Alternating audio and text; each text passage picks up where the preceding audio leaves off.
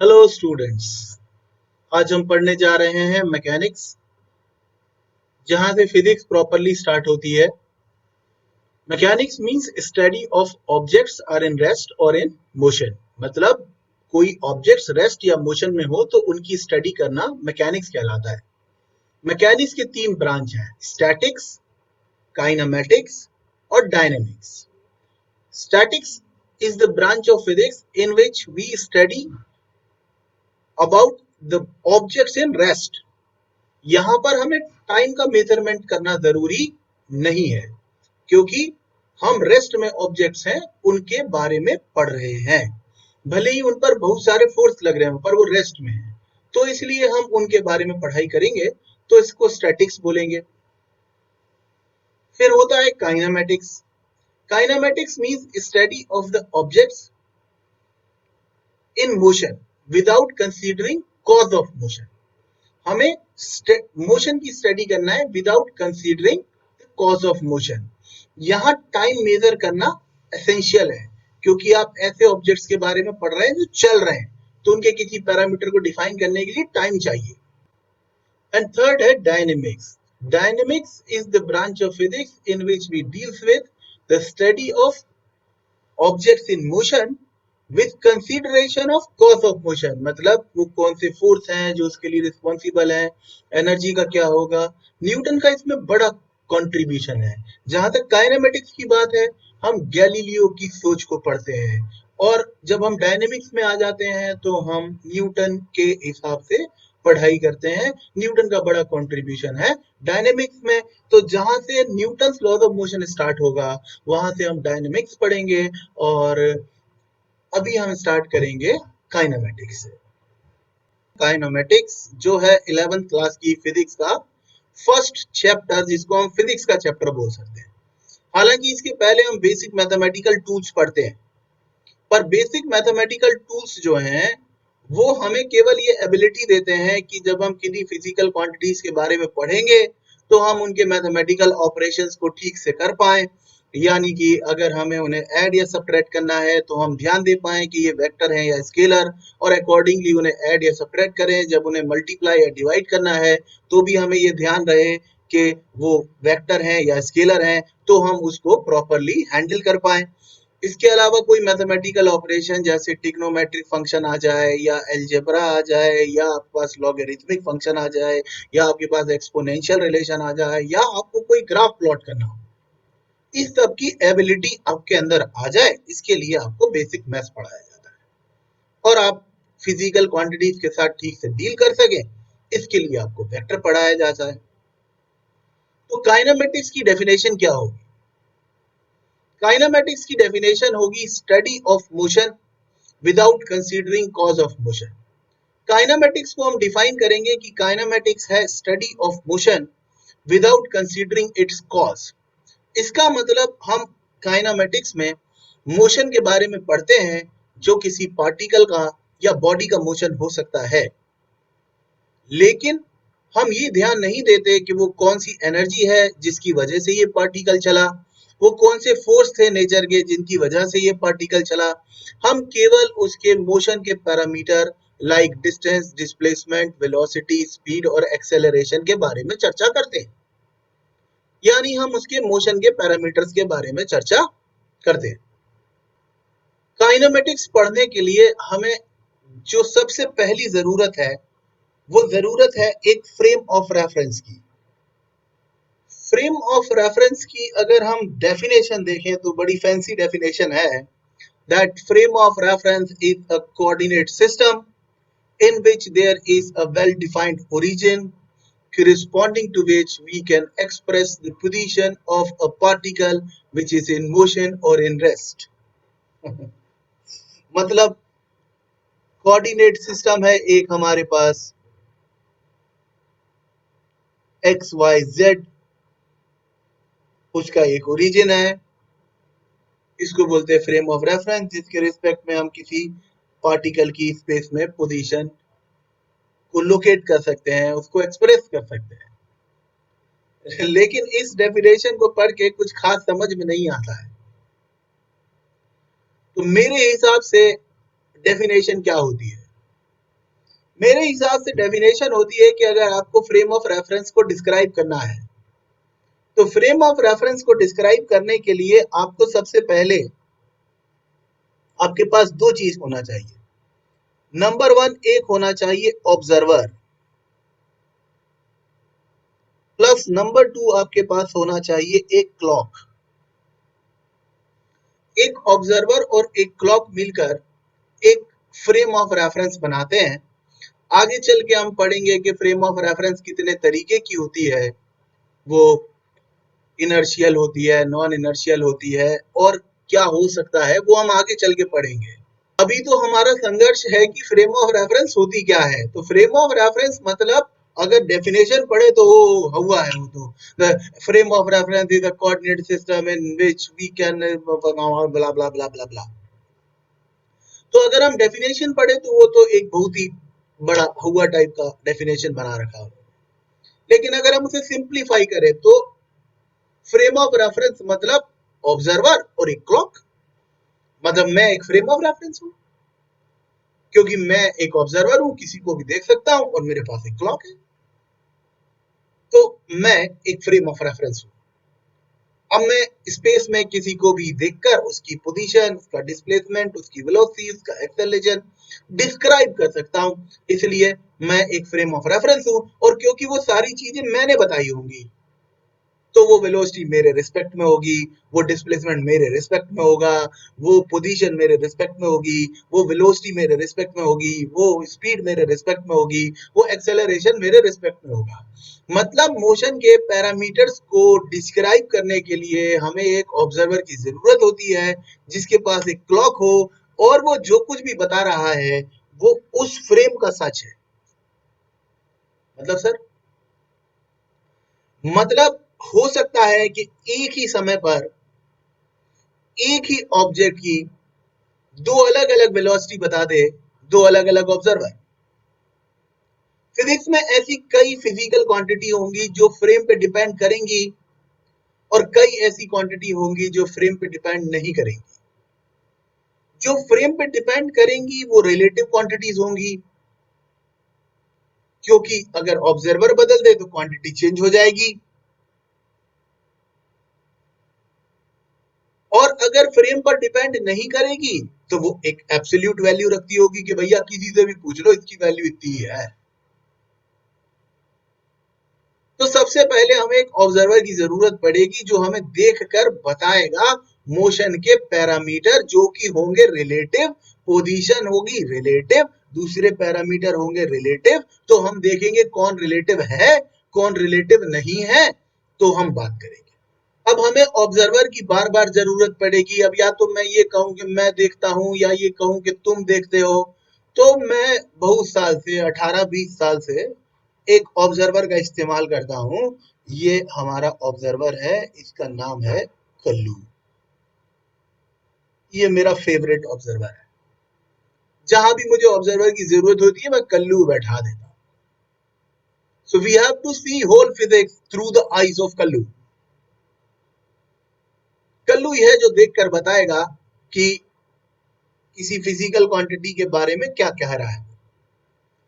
Actually में जब हम कोई न्यूमेरिकल करेंगे, कोई फिजिकल सिचुएशन डिस्कस करेंगे, तो वहां हमें सराउंडिंग्स गिवन होंगी।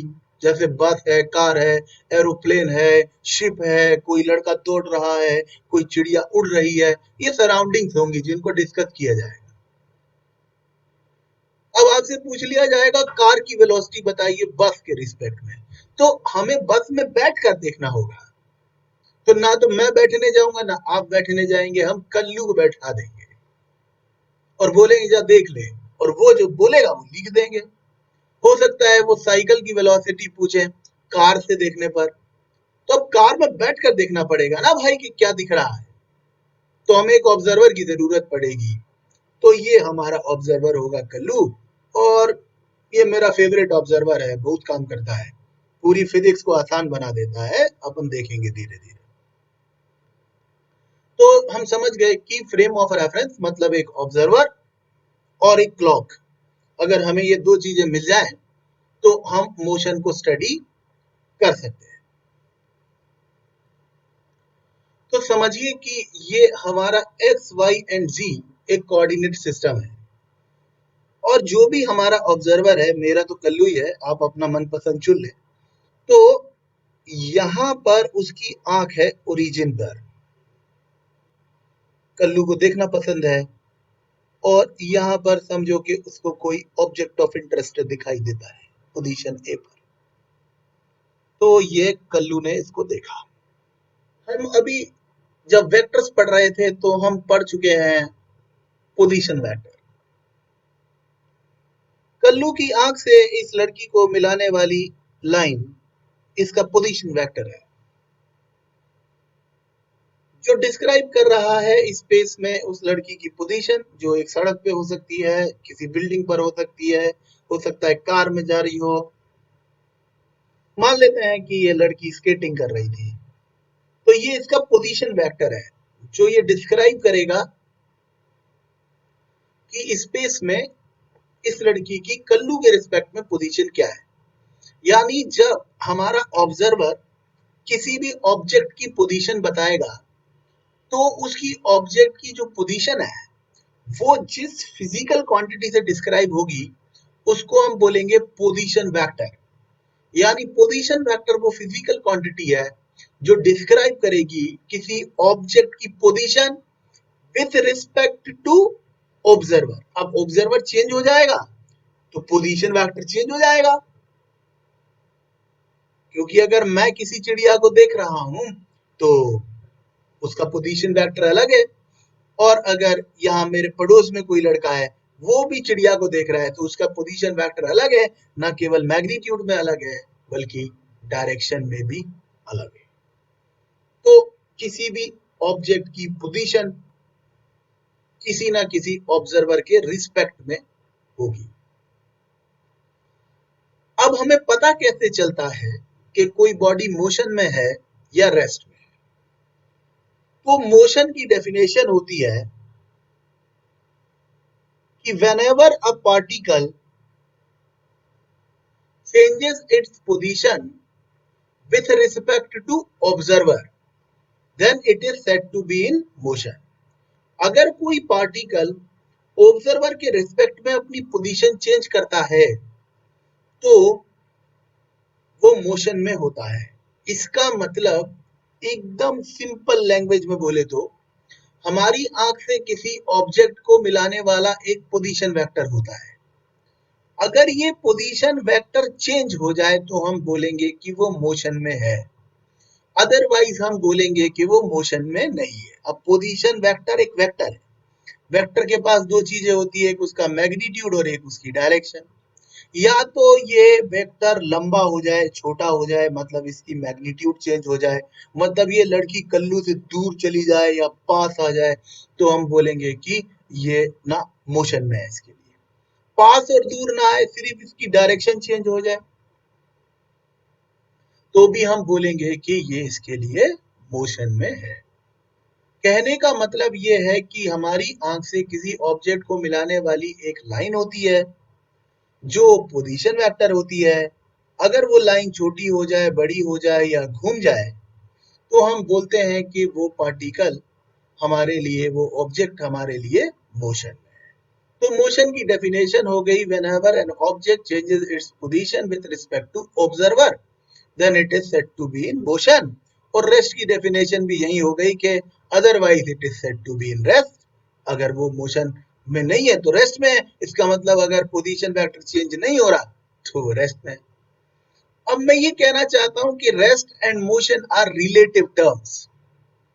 रेस्ट और मोशन रिलेटिव टर्म्स है। क्या कहना चाहते हो सर, इसका मतलब क्या है?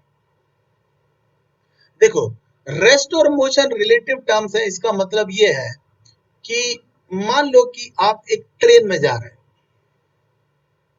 ठीक है, आपके सामने वाली सीट पर एक पैसेंजर बैठा हुआ है, उसका हम कुछ नाम रख लेते हैं कि राहुल नाम का एक लड़का है जो आपके सामने वाली सीट पर बैठा हुआ है। अब अगर आप इस सीट पर बैठे हो और राहुल सामने वाली सीट पर बैठा है और दोनों अपनी जगह बैठे रहते हैं, तो इससे कुछ मतलब नहीं है कि ट्रेन चल रही है या नहीं चल रही है। आप दोनों के बीच की ना तो दूरी चेंज होने वाली है, ना आपके बीच का डिस्टेंस बदलेगा, ना आप देखेंगे तो राहुल की डायरेक्शन बदलेगी। मतलब आपके लिए तो राहुल रेस्ट में ही रहेगा, चाहे ट्रेन चल रही हो या नहीं चल रही हो। इसी समय एक दूसरा ऑब्जर्वर लेते हैं जो कि प्लेटफॉर्म पर है। प्लेटफॉर्म पर जो ऑब्जर्वर है वो आपको देखेगा तो भी बोलेगा कि अगर ट्रेन चल रही है और वो आपको देखे तो बोलेगा कि आप मोशन में है। राहुल को देखेगा तो भी बोलेगा मोशन में है। मतलब मान लीजिए कि आपकी ट्रेन चल रही है, तो प्लेटफॉर्म पर जो खड़ा है वो जब राहुल को देखेगा तो बोलेगा कि इसको तो पोजीशन वेक्टर चेंज हो रहा है, इसका मतलब वो मोशन में है।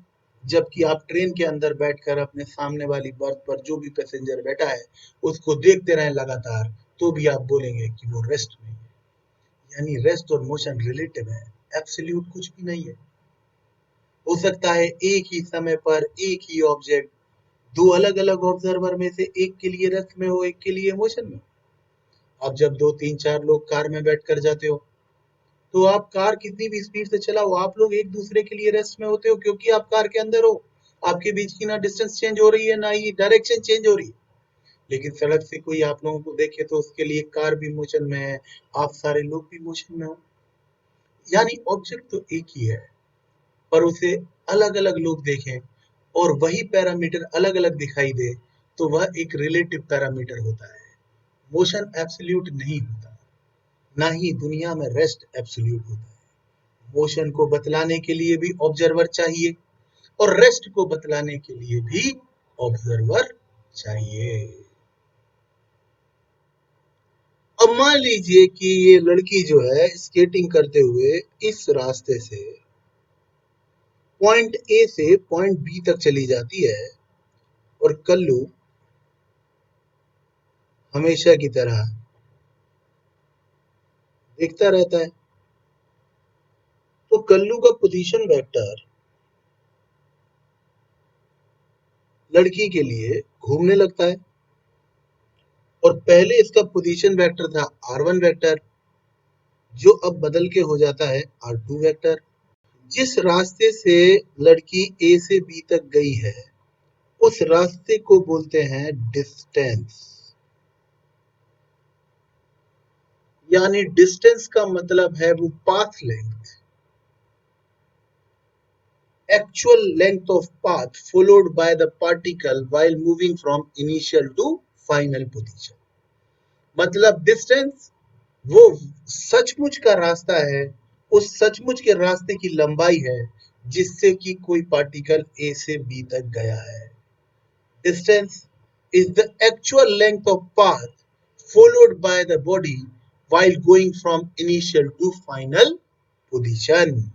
वो सब वो एक्चुअल रास्ता है जिससे आप ए से बी तक गए हैं। जैसे यहाँ ये एक कर्व पाथ है जिससे कि ये लड़की ए से बी तक गई। लेकिन अगर मैं इस ए से बी को मिला दूं एक एरो से, तो ये जो वेक्टर है ये डिस्क्राइब करेगा डिस्प्लेसमेंट वेक्टर को। इसलिए डिस्प्लेसमेंट हुआ a vector drawn from initial to final position represents displacement. Displacement मतलब straight line distance between initial and final position और डिस्प्लेसमेंट वेक्टर है, जबकि डिस्टेंस स्केलर है। अगर हम समझे तो triangle law of vector addition से r1 vector plus s vector बराबर r2 वेक्टर, सो s वेक्टर बराबर हो गया r2 vector minus r1 vector. यानी s vector delta r vector के बराबर है। मतलब डिस्प्लेसमेंट वेक्टर को लिख सकते हैं चेंज इन पोजीशन वेक्टर। अब देखिए कि जो डिस्प्लेसमेंट है वो फ्रेम ऑफ रेफरेंस पर डिपेंड नहीं करेगा। जबकि जो पोजीशन वेक्टर है वो फ्रेम ऑफ रेफरेंस पे डिपेंड करेगी। मैं आपको साबित करके दिखाता हूं।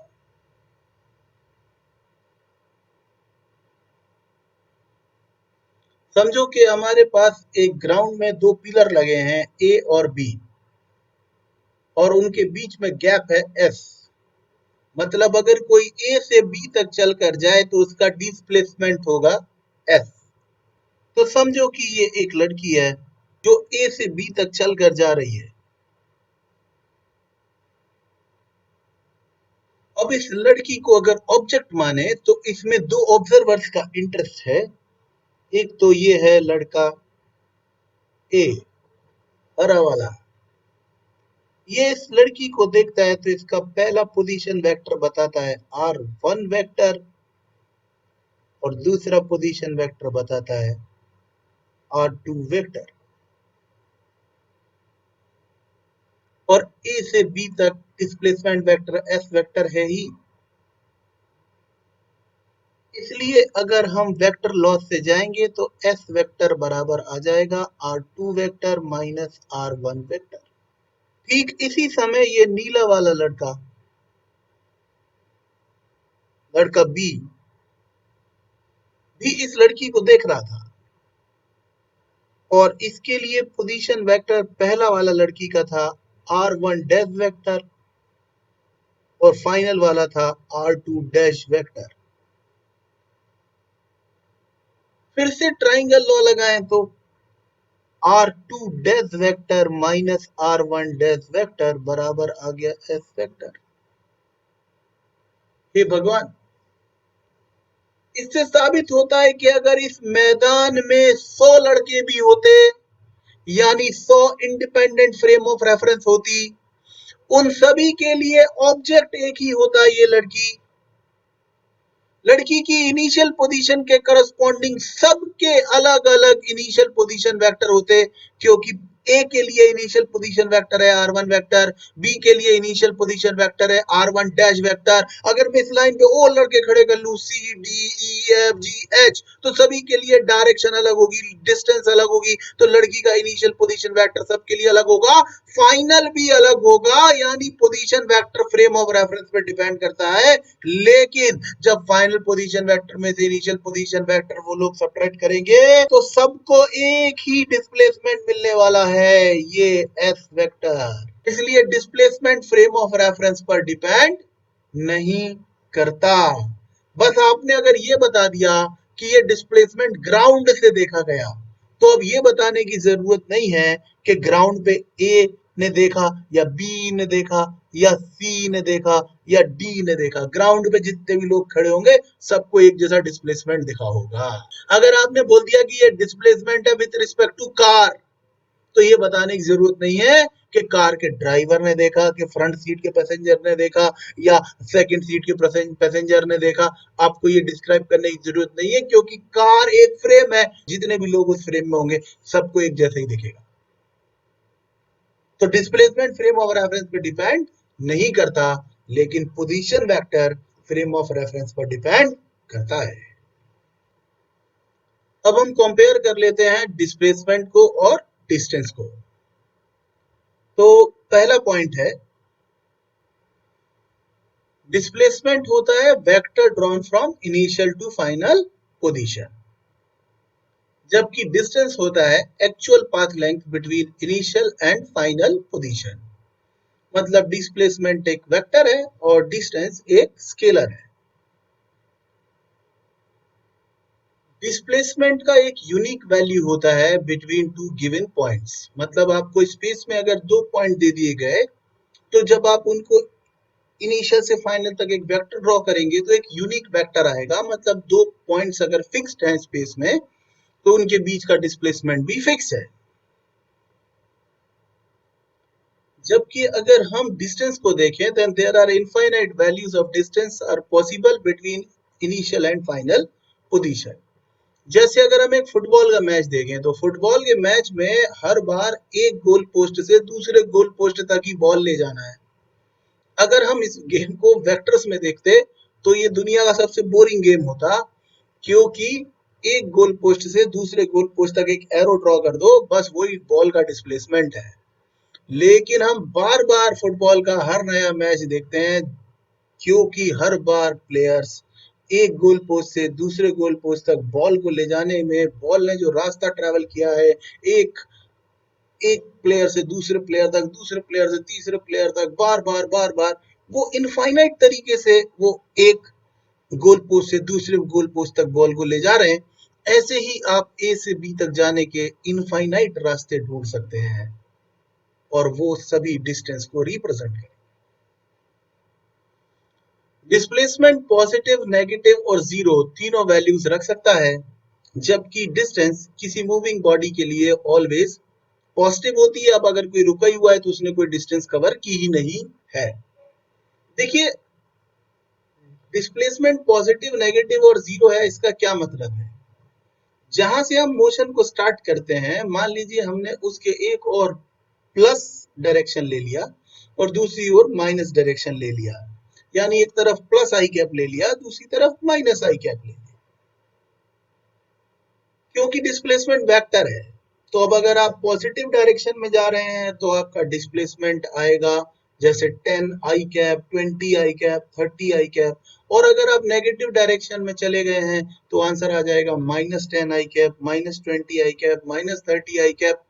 यहाँ पे माइनस प्लस डायरेक्शन का फैसला कर रहा है, मैग्नीट्यूड का नहीं। डिस्प्लेसमेंट का मैग्नीट्यूड हमेशा पॉजिटिव होगा, लेकिन अगर वह नेगेटिव है मतलब हम उस डायरेक्शन में गए हैं जिसको हमने नेगेटिव कंसीडर किया है। अगर वह पॉजिटिव है मतलब हम उस डायरेक्शन में गए हैं जिसको हमने पॉजिटिव कंसीडर किया है। जीरो है मतलब हम घूम फिर के लौट के वहीं आ गए हैं जहां से हम चले थे। लेकिन हम घूम फिर कर आ जाएं तो डिस्टेंस जीरो नहीं हो सकती है। हमारी गाड़ी में जो माइलोमीटर होता है, जो हमें ये बताता है, जिसमें रीडिंग आती रहती है, जो ये बताता है कि हम कितना चले। अगर कोई बच्चा अपने घर से बाइक लेकर निकलता है और शाम को बाइक लाकर दोबारा अपने घर पे रख देता है, तो उस बाइक में रीडिंग जीरो नहीं होगी, जबकि at the end of the day अगर सुबह वहीं से बाइक उठाई थी और शाम को वहीं रख दी तो उस बाइक का डिस्प्लेसमेंट जीरो है। लेकिन उसके माइलोमीटर में जो रीडिंग है उसको देखकर ये पता लगाया जा सकता है कि बाइक को कितना चलाया गया। जैसे अगर उसमें 100 किलोमीटर का डिफरेंस आ गया सुबह और शाम की रीडिंग में, तो इसका मतलब दिन भर में उस बाइक को 100 किलोमीटर चलाया गया। लेकिन क्योंकि डिस्टेंस एक स्केलर क्वांटिटी है, इसलिए आप नहीं बता सकते कि किधर चलाया गया, किस रास्ते पर चलाया गया। यानी उस रीडिंग को पढ़ के आपको ये कभी अंदाजा नहीं लगेगा कि आप कहाँ गए थे। जब हम लोग गूगल मैप देखते हैं और उस मैप में हम दो स्टेशन के बीच का जो डिस्टेंस बताया जाता है, वो डिस्टेंस जो है वो बेसिकली डिस्टेंस है।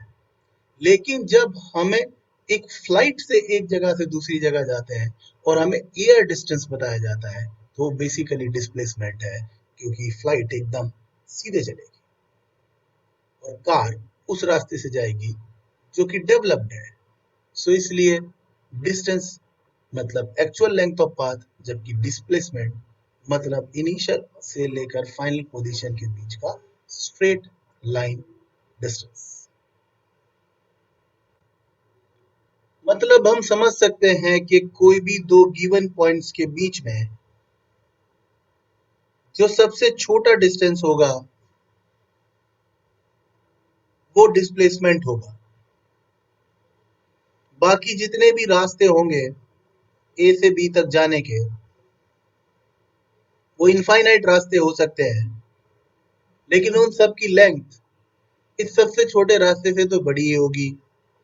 तो हम कंक्लूड कर सकते हैं कि जो डिस्टेंस है वो या तो बड़ा होगा या बराबर होगा डिस्प्लेसमेंट के मैग्नीट्यूड से। ऐसा कब हो सकता है कि डिस्टेंस और डिस्प्लेसमेंट का मैग्नीट्यूड एकदम इक्वल हो? अगर हम चाहते हैं कि डिस्टेंस और डिस्प्लेसमेंट की मैग्नीट्यूड एकदम इक्वल हो, तो पार्टिकल को करना चाहिए straight line motion without taking U turn.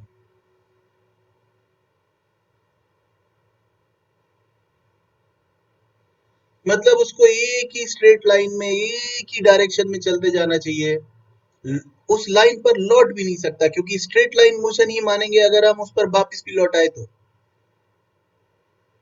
यानी उसको स्ट्रेट लाइन में चलना चाहिए और यू टर्न भी नहीं लेना चाहिए, और किधर तो वो मुड़ भी नहीं सकता है स्ट्रेट लाइन में, एक ही डायरेक्शन में जाता जाए तो उसका डिस्टेंस और डिस्प्लेसमेंट बराबर होगा। जैसे एक लड़का छत से गिर गया बड़ा, तो उसका डिस्टेंस है और डिस्प्लेसमेंट है बराबर होगा। मोशन को समझने के लिए हमने इसको 3 पार्ट में डिवाइड कर रखा है, 1 dimensional motion, 2 dimensional motion and 3 dimensional motion. 1 dimensional motion means straight line motion और रेक्टिलिनियर मोशन इसको हम बोलते हैं। 1 dimension motion means if one out of 3 coordinates x, y and z is required to specify or represent the motion of the object, then it is said to be straight line motion. अगर कोई straight line में जा रहा है तो वो, जैसे कोई बॉल है आपने वर्टिकली अपवर्ड फेंक दी, वो सिर्फ या तो वर्टिकल जा रही है या हॉरिजॉन्टल जा रही है या किसी इंक्लाइन पर भी जा रही है, पर सिर्फ एक स्ट्रेट लाइन में जा रही है, इसमें यू टर्न मानते हैं, मतलब जाकर आ सकते हैं पर रहना उसी स्ट्रेट लाइन को पकड़ कर है। तब उसके मोशन को डिस्क्राइब करने के लिए या तो हमें केवल एक्स एक्सिस को बताना पड़ेगा, या सिर्फ वाई कोऑर्डिनेट बताना पड़ेगा, या सिर्फ जेड कोऑर्डिनेट बताना पड़ेगा, यानी तीनों कोऑर्डिनेट में से शायद कोई एक ही कोऑर्डिनेट बताना पड़ेगा। तब ऐसे मोशन को बोलेंगे हम स्ट्रेट लाइन मोशन या motion in 1 dimension. Motion in 2 dimension means when we need to specify 2 out of 3 coordinates to represent or specify the motion of object, then it is said to be 2 dimensional motion. मतलब अगर कोई particle 2 dimensions में move कर रहा है, जैसे कि circular path पे मूव कर रहा है, इलिप्टिकल पाथ पे मूव कर रहा है, तब हमें उसकी पोजीशन को स्पेसिफाई करने के लिए एक्स और वाई बताना पड़ेगा, या वाई और जेड बताना पड़ेगा, या जेड और एक्स बताना पड़ेगा, यानी कम से कम 2 कोऑर्डिनेट बताना पड़ेंगे। ऐसे मोशन को बोलते हैं मोशन इन अ प्लेन और 2 डायमेंशनल मोशन। और फिर होता है 3 dimensional motion. 3 dimensional motion means when we need to specify all 3 dimensions, all 3 coordinates to represent the motion of a particle, then it is said to be 3-dimensional motion. 3-dimensional motion जैसे कि आप एक stair case पे ऐसे गोल गोल ऊपर चढ़ के जा रहे हैं, तो आपका x भी चेंज हो रहा है, y भी चेंज हो रहा है, z भी चेंज हो रहा है। एक पतंग आसमान में उड़ रही है तो वो ऊपर भी जा रही है, दाएं बाएं भी जा रही है। ये सारे मोशन जो है वो 3-dimensional मोशन है। मतलब अगर एक ही कोऑर्डिनेट बताना पड़े तो 1 डायमेंशन, या स्ट्रेट लाइन मोशन या रेक्टिलिनियर मोशन, 2 डायमेंशन एक साथ बताने पड़े तो इसका मतलब मोशन इन अ प्लेन। और अगर तीनों डायमेंशन बताने पड़े, एक्स वाई जेड तीनों बताने पड़े, तो वो 3 dimension. A particle is executing circular motion of radius r. Find out distance and displacement covered by it when it completes 1/4 cycle, half cycle, 3/4 cycle and 1 complete cycle. एक particle है जो are radius के circle पर गोल गोल घूम रहा है, तो हमें बताना है कि जब वो 1/4 साइकिल कंप्लीट करता है तब उसका डिस्टेंस डिस्प्लेसमेंट कैसे निकालें, हाफ साइकिल के बाद डिस्टेंस डिस्प्लेसमेंट कैसे निकालें, 3/4 साइकिल के बाद डिस्टेंस डिस्प्लेसमेंट कैसे निकालें, और 1 कंप्लीट साइकिल के बाद डिस्टेंस डिस्प्लेसमेंट कैसे निकालें। चलिए ट्राई करते हैं। तो हम पहला पार्ट डील कर रहे हैं 1/4 साइकिल के लिए। समझिए कि ये पार्टिकल यहाँ से ए पोजीशन से बी पोजीशन तक जाता है और इस रास्ते को ट्रैवल करते हुए चले जाता है। अब हमें बताना है कि इसका डिस्टेंस कितना है। तो देखिए सर्कुलर ट्रैक पे डिस्टेंस निकालना तो बिल्कुल आसान है। देखिए एक पूरा चक्कर हो जाता है तो आप 2 पाई आर डिस्टेंस कवर करते हैं, तो 2 pi R into number of cycles, तो यहां पर 1/4 साइकिल हुआ है, तो आपने डिस्टेंस ट्रेवल कर लिया है पाई आर बाय 2। डिस्टेंस निकालना एकदम इजी काम है। अब बात करते हैं डिस्प्लेसमेंट की। डिस्प्लेसमेंट मतलब ए से बी तक ड्रॉ किया गया वेक्टर, ये हमारे लिए डिस्प्लेसमेंट का काम करेगा। अब अगर हम टेक्निकली सोचे तो ये वेक्टर किससे मिलकर बना है, एक तो ये इस वेक्टर और इस वेक्टर से मिलकर बना है। Triangle law of vector addition से इन दोनों को ऐड कर लें तो एस वेक्टर आ जाएगा। अगर मैं इस तरफ मान लेता हूं कि मेरी डायरेक्शन है आई और इस तरफ मान लेता हूं और इस तरफ मान लेता हूं कि डायरेक्शन है जे।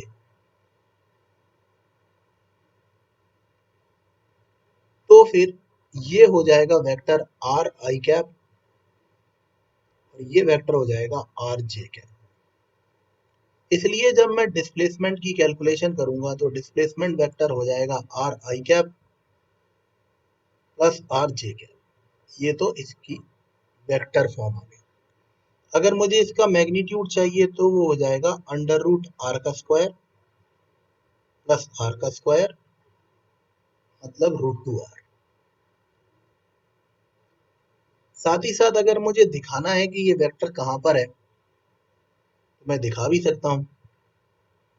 ये आई और जे के बीच में कहीं पर है, यहां पर है। और क्योंकि इसके दोनों कंपोनेंट आर और आर है, रिजल्टेंट को लंबा कंपोनेंट पसंद है, तो ये बीचों बीच में होगा क्योंकि ये भी आर है ये भी आर है, तो इधर से 45 डिग्री पर हो। सेकंड है जब आर रेडियस के सर्कल पर वो पार्टिकल हाफ सर्कल कंप्लीट करता है। हाफ सर्कल कंप्लीट करता है मतलब ए से चलेगा बी तक आ जाएगा। डिस्टेंस निकालना बिल्कुल आसान, 2 pi R into number of cycle मतलब पाई आर। डिस्प्लेसमेंट डिस्प्लेसमेंट मतलब a vector drawn from initial to final position, ये वेक्टर निकालना। तो ये वेक्टर निकालने के लिए अगर इस तरफ मेरा डायरेक्शन होता है आई, आर आई तो ये हो गया और आर आई ये हो गया, दोनों को ऐड कर लिया।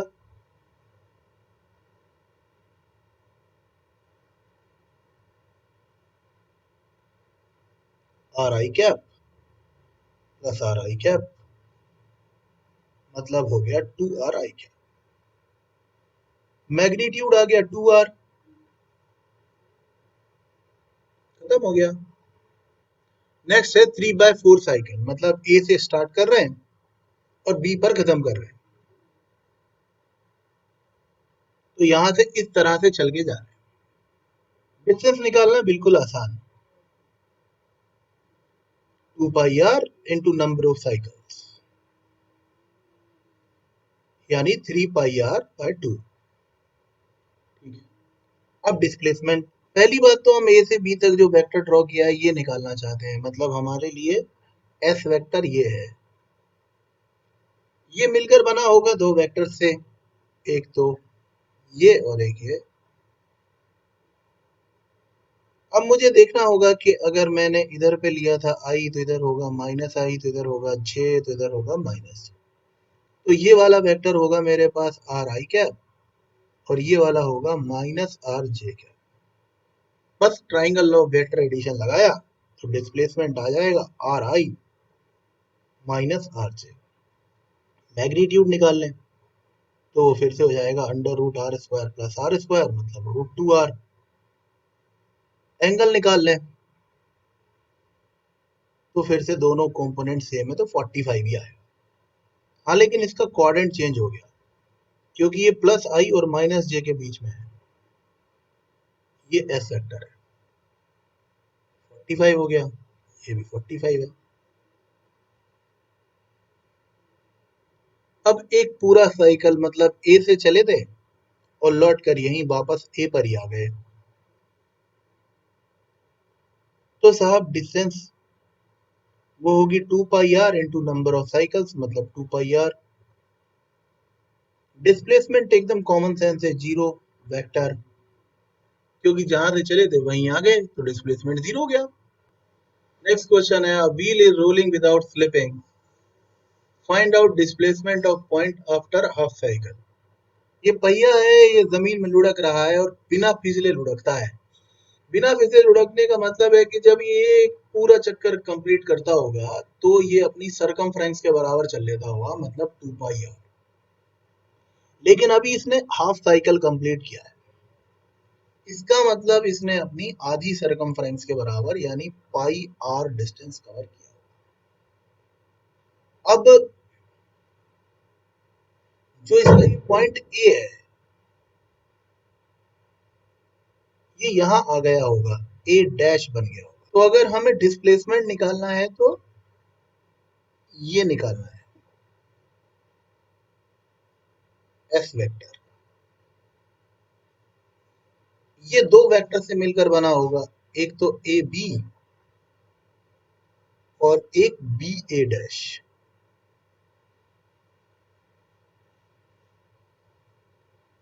हम ए बी वेक्टर को लिख सकते हैं,